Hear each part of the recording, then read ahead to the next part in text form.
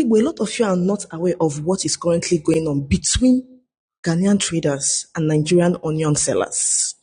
Okoto, Domba, Igbo, Chunu Mwanya, Chunu Mwanya. And of course, it's not trending online because Igbos are not directly involved. If it were Igbo matter now, everywhere would have caught fire. Regardless, I go talk about them because the gods of Igbo land are working overtime. Karma is at work. Yes. Listen, in Ghana, Nigerians are commonly called Alata, meaning pepper sellers.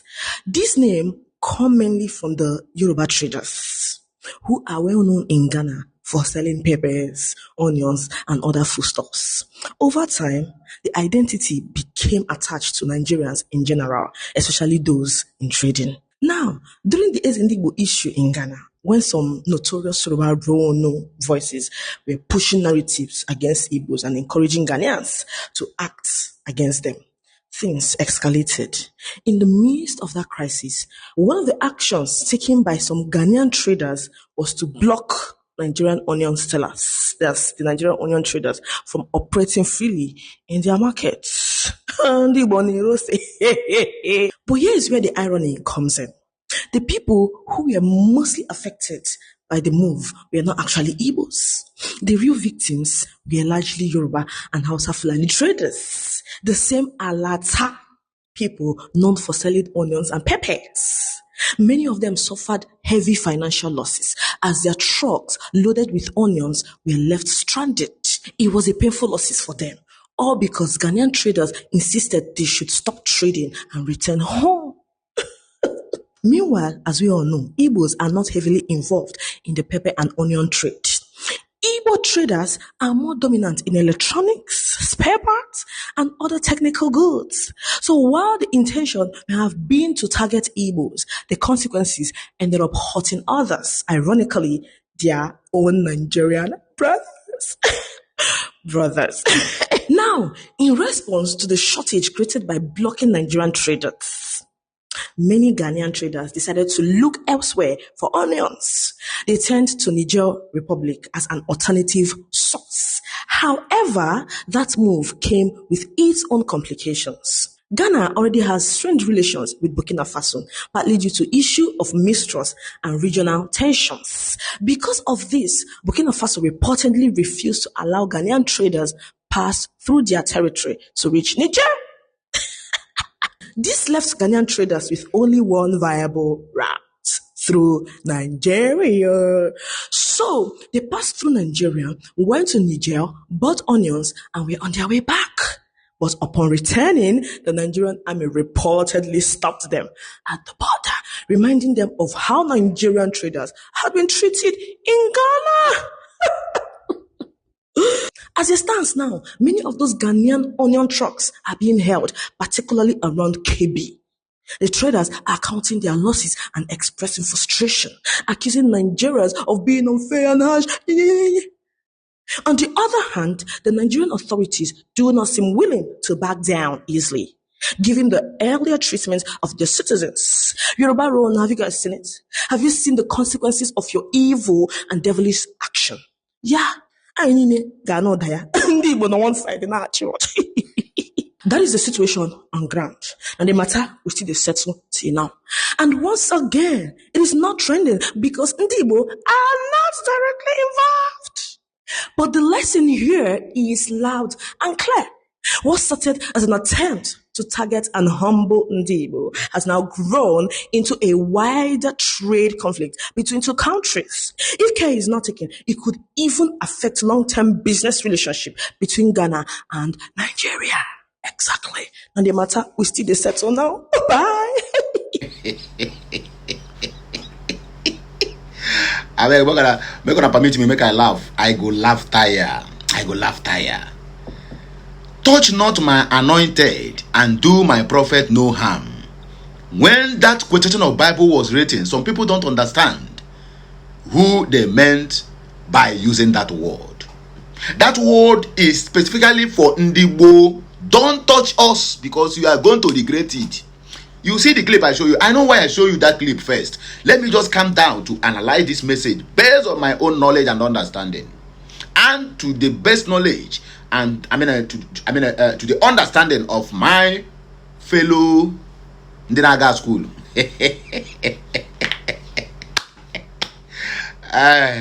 You see that message, right? How does it sound to you?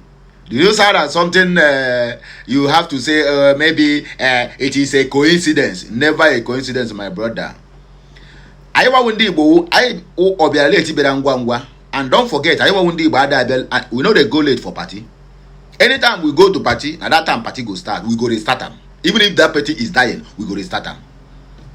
When the so-called Yaribanza is busy fighting, hey, pursue Igbo. They are selling your market. They are taking your lands. They are taking all your business. They are not doing retail. But they know especially where we all base. We base on electronics. We base on spare parts. We base on, like a fashion. Not like selling onions or kuli. I'm not saying onion business is very bad though. Don't get it twisted, my brother. But let us face the reality. When they were doing xenophobia in South Africa, this so-called Yaribanza joined the South Africans to mutilate the Igbos. When they call it xenophobia. After that, they still go ahead. They went online and be preaching and preaching. Not until the South Africans come down to study them and know that the problem they are having in their country is never an Igbo's problem, but Yoruba problem. And then anybody or any Yoruba who come out now to make any palm now, my brother, they will put him on heart to where he belongs. Go online, go to X. Anywhere you see them now, they are having Zoom. You will see that most of Yorubas will change their names to South African names just to cajole the Igbos, making them to look like they are the bad ones or are the bad eggs in South Africa. That one, by God. When Ghanaian own start, they are the same people who engineer the Ghanaians going to register X with Ghanaian names and Ghanaian pictures or whatever, changing their tones to Ghanaian tones just to make sure that they tell them to pursue the Igbos. And they forget that anybody who is living in a glass house does not throw stone anyhow. Or rather, if you go to the marketplace, your mom, your dad, maybe your sister or whoever your relative are inside the market and you begin to throw stone, you don't know where it will land. It may land on the process of Nile. It may land on the process of your father inside that market. So, anybody who lives in a glass house do not throw stone, and they don't throw stone inside the market because they don't know who it will hit. They throw that stone without not looking back because they don't have brain. If you are doing business as a Yoruba man, as a Hausa man in any country, we are an Igbo man day. We start that business before you join us. Because now we go tell you that business is moving here. Of course. So when you don't get ground, you begin to look for a way to chase us away so that you can be doing the business, right? Fine and good. Just like what they are doing in Lagos. Now, Orejena, Orejigo, most of them that are doing the what do you call it, onion business are all Yorubas. 98% of them are Yorubas. Only few are Ghanaians. Osimi, Osanya. This one is Kama. Came so quick. It comes so quick. Nigerian versus Ghana oil traders. The Igbo link and Kama working overtime. My brother, this is Kama working overtime. And I can tell you this for free of charge. Bros. You see, this morning, there is a kind of joy I wake up with. Unlike yesterday that I woke up with anger. Anyway, maybe today, because I never go to comment section of my videos to go and check comments. Maybe that is the reason why I stay there happy. Thank God I did not go there. In fact, the best thing I can do every day again is to be going to the comment section to go and look for any comment to reply while I never start my day. I think that is what spoiled my day yesterday. But that's by the way, it is that one I have gone. Today, we face the reality of today. I repeat again. Let me repeat in case you don't hear me before. When they were writing that portion of the Bible, touch not my anointing or anointed and do my prophet no harm. They were talking about you. As a Biafran, no, I'm not talking about any other tribe. You as a Biafran, an Igbo man, and me. If you touch us, my brother, you will receive it in times tenfold.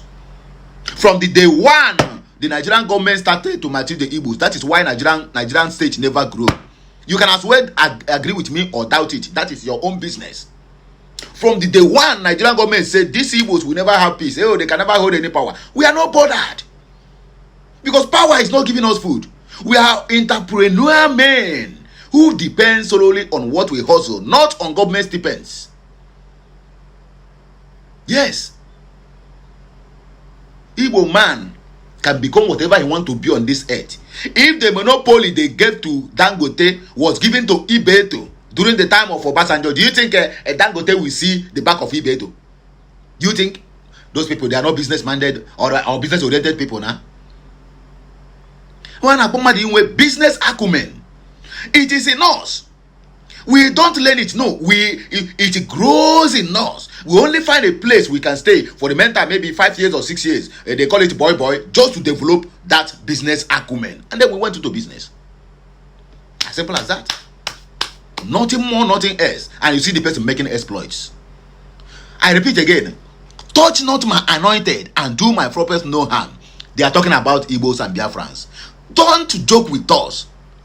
Have us happy. We don't boast and we don't make problems. The only thing we need is a playing ground to showcase our expertise, to showcase what God have given to us. That whatever you see in Igbo land today, my brother, there's no anything you can tell me. It is as a result of 20 pounds in 1970.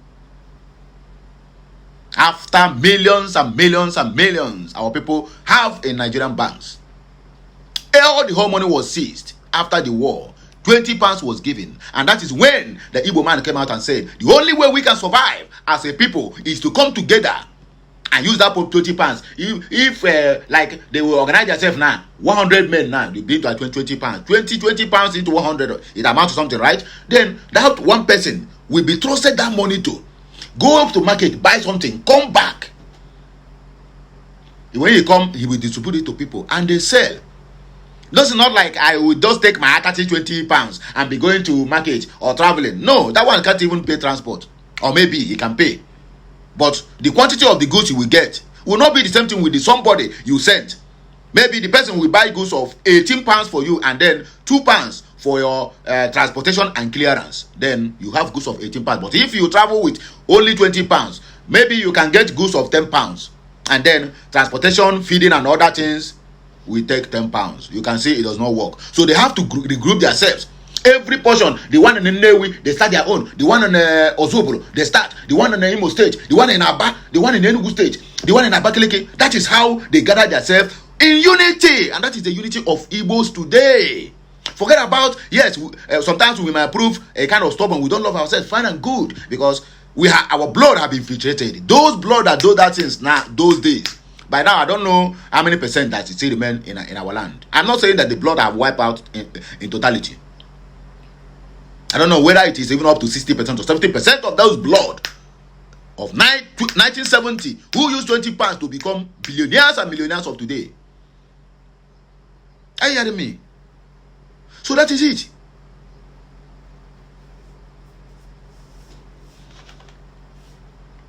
Our modus operandi need to be studied. Which Oxford University, yes, Oxford, they have the practicing as the Igbo apprenticeship as part of their curriculum. They are studying it in Oxford University. Because even a white man up to tomorrow, they still marvel. How do these people, our land were discredited because the war was fought in our land, not in Nigeria. The war was fought in Biafra as a nation. Just like what is happening in Iran today, what happened in Gaza, what happened in Palestine, what is still happening in Lebanon, what is happening in Ukraine, because the war is being fought in Ukraine. So the infrastructural decay is a lot, my brother. Nigerian government and all their allies, including UK, do not give us penny. It is from 20 pounds. You go to Biafra land today, whatever you see there, whatever mansion you see there, Zenko is building a 30 billion naira mansion. It is as a result of 20 pounds.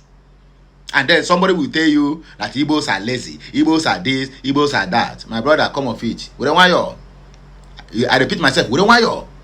Abona speed. About speed when subu. Anyway, let me just one or two comments and then we'll round up, please. Oh God, Ezeri Jim said, you sound dumb in between, though it's all for engagement, but stop using that to sabotage the efforts of our people in every corner of the world. If this your narrative is really the main issue, you couldn't have narrated in a way the Igbos won't be targeted. This is social media. When you come on, get that to you also. Which one is Igbo is targeted? Is there any time Igbos is not been targeted? Kill yourself for the so-called Nigerians. Your people will still be targeted. So come off it also. Okay. Okay, I would like to read this Adeleke. You see them now. You know what they represent. Whenever you hit them hard, they will come for you. Say you are dumb. You must always insert Igbo in every conversation. So how did the Yoruba come in? How often do you even see Yoruba selling onions? You are an AD something. Okay, the people affected primarily are likely household traders. However, the issue is not tribe. Nobody is identifying them by their tribe. They are Nigerians. Aren't you tired of shouting Yoruba Ronu, claiming victim every day? Is quite annoying. You better find another trade. Let me see people that reply to him. Ebube said, this is exactly the sound of cry I enjoy. Oh, Yoruba Ronu, cry more. Professor say in practice, say cry for me, Joe, cry for me, Joe. So now the guy has become a cry baby, according to the information before us here. Okay, one more comment, please, and then we go. Another one from their brother. He said tribalism with these Nigerians is just dirty and pathetic. They are just so obsessed with hedging each other than rather coming together to stand strong. See how she is bad-mouthing her fellow countryman because of tribes. This is a pathetic and unpatriotic behavior. No wonder their country and full of chaos and hatred. Stupid people, just stay in your countries with your vile and disgusting behaviors. People replied, they don't disguise themselves now as a Ghanaian to comment. Issues and news. You said it right, my brother. One Nigeria adage says, a mother who threw her baby to soldier ants in anger should remember that if her anger subsides, that of soldier ants won't subside. Now the world have seen our inadequacies and misdemeanors. May God help us to change for better. My brother, listen to me and listen good. It is better we keep on saying it because the world need to know that we are not one and we can never be one. So let's go our separate ways. Kitikbom. Anytime you see me, I jump into propaganda now. I'm doing it for the world to see that we are not one. So we need to go our separate ways. So I don't even care whatever you think. Whether you like it or don't like it, or it's up to you. It's your own cup of tea. Not our own cup of tea. Not the Biafran cup of tea. Not Igbo's cup of tea. I don't care the narrative they give to this that video. But I enjoyed it. Because it is called Karma Came So Quick. Have a nice day. I'm a regular control to bless us. Please like, share, comment, and subscribe. Follow us on all our social media handles. And as such, it shall be well with every one of us. TGIF. Thank God it is Friday. I am signing out. Kachineke Meziogu.